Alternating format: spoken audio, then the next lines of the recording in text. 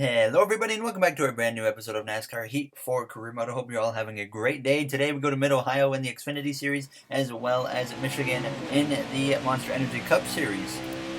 We had subscriber Dylan Fretwell in the car for our Xfinity car here in Mid-Ohio as he went down into turns one, starting in, once again, as usual, kind of for our team this season, about the midfield here for the road course. Obviously, this is one of the midway points of kind of the road course swing. Obviously, we still have Road America coming up, and then we have the Charlotte Roval a little bit later down the line here for the Xfinity Series. But Dylan had worked his way forwards a little bit, now battling with Greg Galding in the 0-8 throughout this race. He actually went 3 wide down that front straightaway into turns one, getting into the 38. They're getting him sideways, but he would hang on to it now as he came through, though, on the final lap. Brandon Brown in the 86, putting pressure on him as he went into the final corner, made a bit of a mistake and go a little bit wide there as Brandon Brown came through to take the position as Dylan crossed the line just in front of the 38 car. So a decent finish of P12 here for us today in Mid-Ohio. So we come to Cup Series in qualifying for Michigan, coming through to cross the line with a 39.280. We go P20 here in Michigan, so we definitely have some work to do when it comes to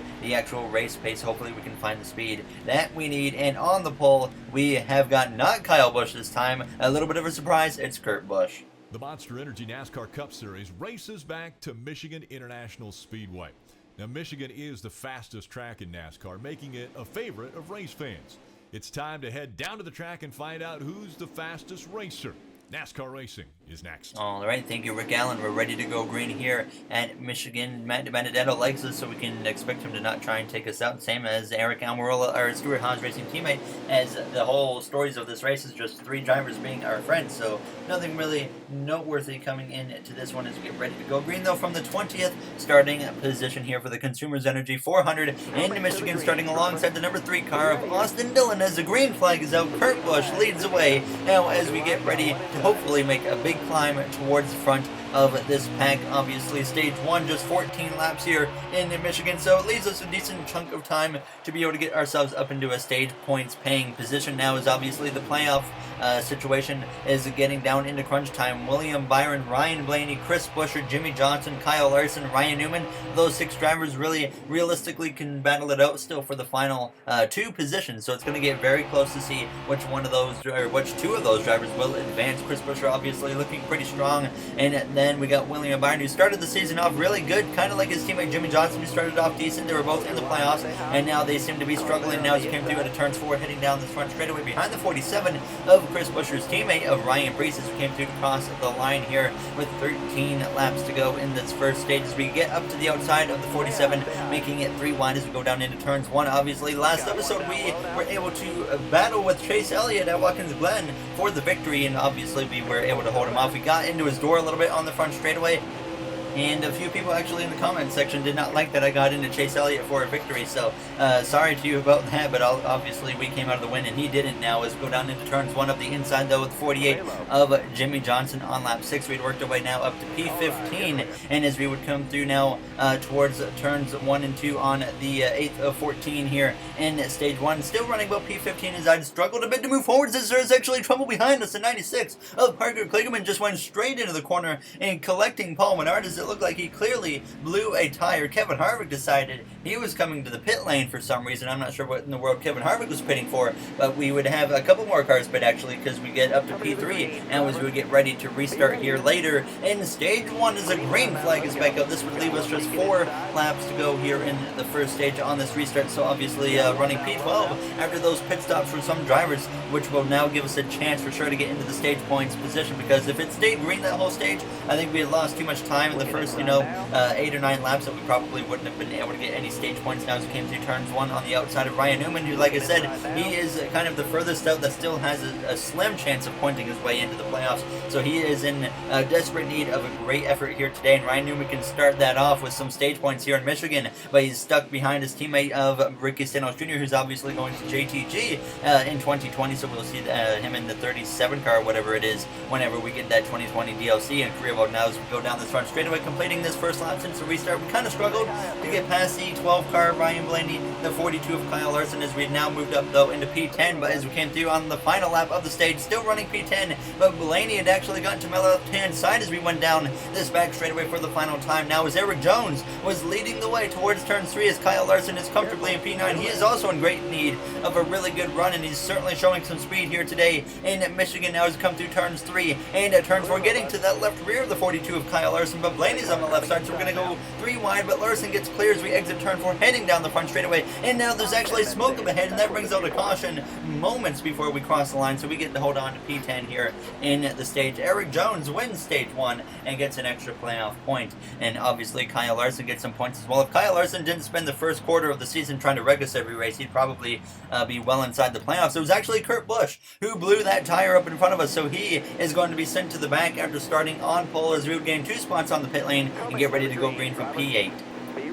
Eric Jones will lead the way as we start stage 2 here in Michigan on the outside of the 88 of Alex Bowman in the Hendrick Motorsports Camaro. Obviously, I've said this many times, he's been kind of leading that HMS club all season long, and he continues to show that here today in Michigan as we go down into turns 1 behind the 18 of Kyle Busch. Now, as Bowman, he's the only HMS driver this season with win, as obviously Elliott was very close to winning last episode in Watkins Glen. Now as we go down this back straightaway side by side with 12 of Ryan Blaney for Penske Racing.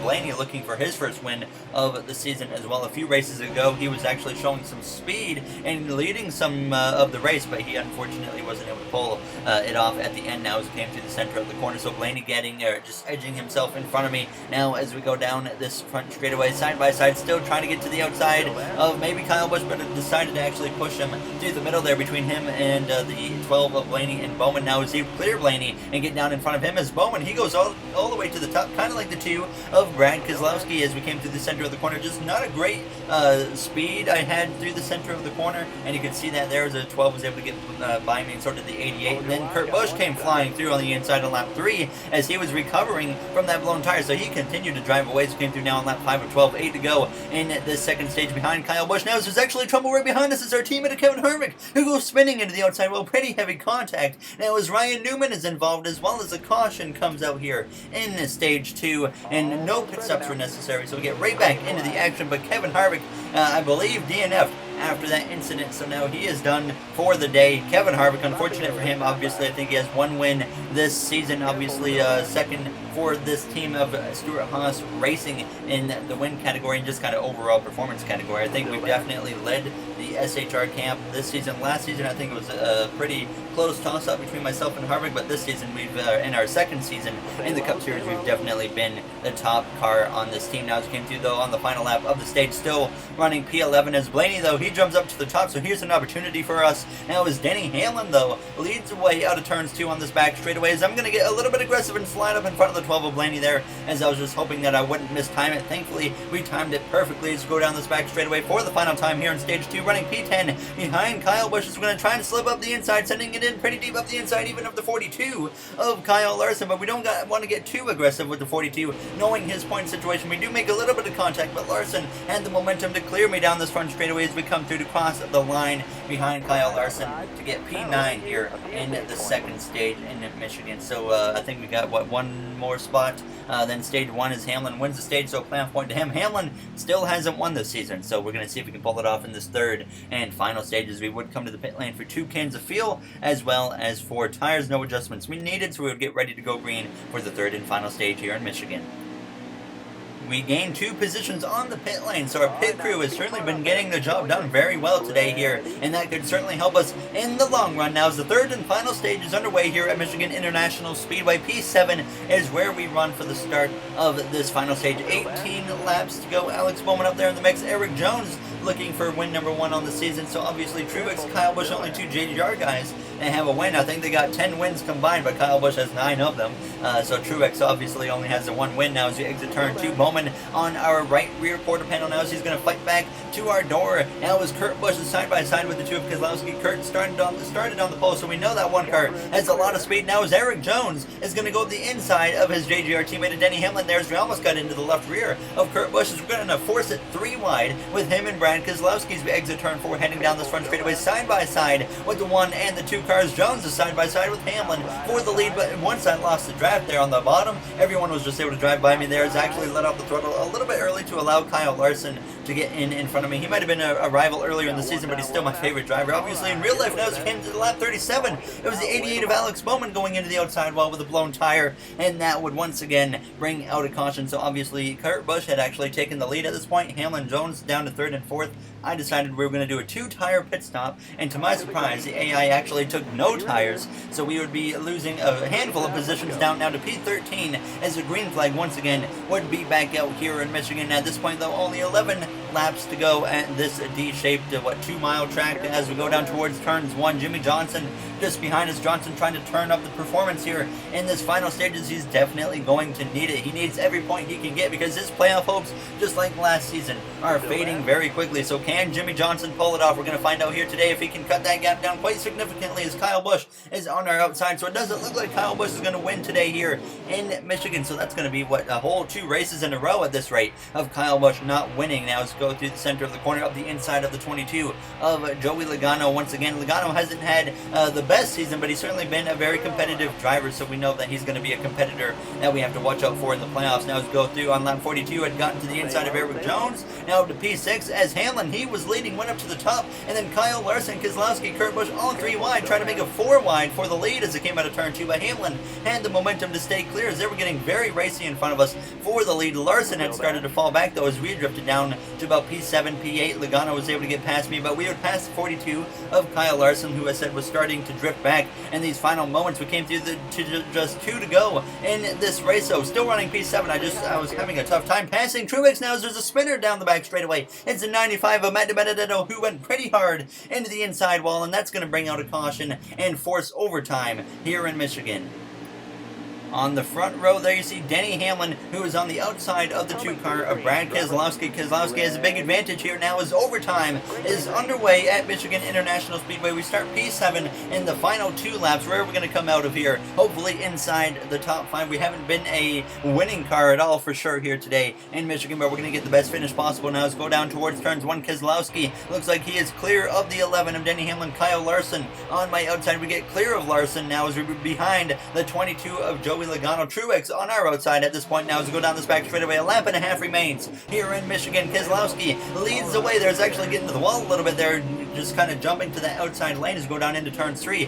Jones and Hamlin side by side for P2, and that's of course what Brad Keselowski wants to see here in Michigan as we exit turn 4, heading down this front straightaway. Truex trying to get to my left rear, but we have the advantage of the drive. We're going to make it 3 wide here with Logano and Kurt Busch as we start the final lap, but Logano actually had the momentum. I think I gave him a tiny bit of a boost now as we go down into turns 1 on this final lap here at Michigan. Keselowski, Eric Jones, Denny Hamlin, Joey Logano, myself, and Kurt Busch all battling it out up here in the top 6 as we exit turn 2. Half a lap remains here in Michigan. We're going to try to make it 3 wide again with Joey Logano and Denny Hamlin. Jones trying to pounce on the back of Keselowski, but if Keselowski can just hold that bottom, he will have this race won for sure, and it looks like it's going to seal the deal there through the center of the corner as we fight up the inside of Eric Jones, trying to climb up all the way to P2, but Jones has the momentum as we're going to exit turn 4. P3, Hamlin right on our bumper, but Keselowski wins in Michigan as we cross the line to go P3 here at the D-shaped oval. So a very solid finish for us, considering we really weren't a 3rd place car at all. I think we were more like a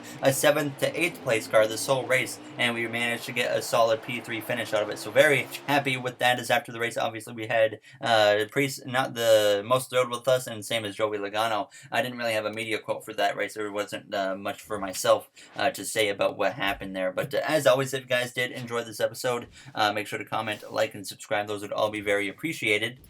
And in the next one, we actually go to Bristol, where we've won the last 2 Bristol races. So hopefully we can have a very successful race at Bristol, get win number 4 on the season maybe. As you see the playoff grid on your screen, William Byron, 5 points out. Kyle Larson 7, Jimmy Johnson 22, Ryan Newman 28. This is going to get very close here in these final races of the regular season for those final few playoff positions. So we're going to see how it goes. Blaney's starting to extend the gap, so he's in good shape now. So I will see you guys in the next one where we go short track racing at Bristol. Thank you for watching, everybody, and have yourselves a great day.